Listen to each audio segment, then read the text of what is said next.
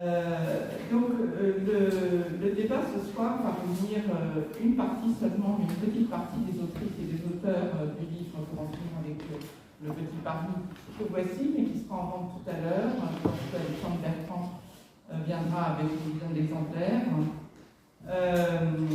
Donc le livre qui est sorti en novembre 2024 chez Archicity.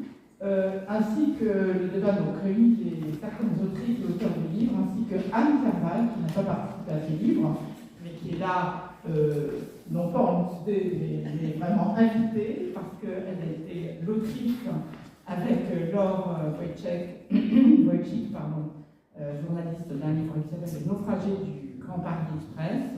publié chez La Découverte l'année dernière aussi, je crois. Et donc, ce livre, pour en finir avec le petit Paris, était parti de l'idée suivante, plutôt du constat suivant. Il y a à peu près 3 ans, à la fin de l'année 2021 ou début de l'année 2022, à l'époque, certains d'entre vous se souviennent peut-être, il y a eu sur les réseaux sociaux le hashtag assez viral « Ça cache Paris », postait des photos et des commentaires peu amènes sur la situation de l'espace public parisien, sa dégradation, enfin des tas de choses comme ça pour dire à quel point l'espace public à Paris devenait infréquentable. Et donc à quelques-uns, un petit noyau à l'époque, Mathieu Frenot, Bernard Landau qui est ici,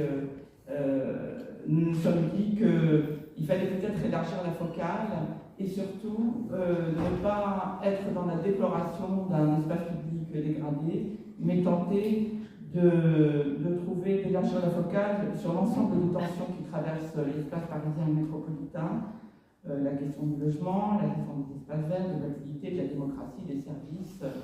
etc. etc. Et donc, partant de cette idée, chemin faisant, si je puis dire,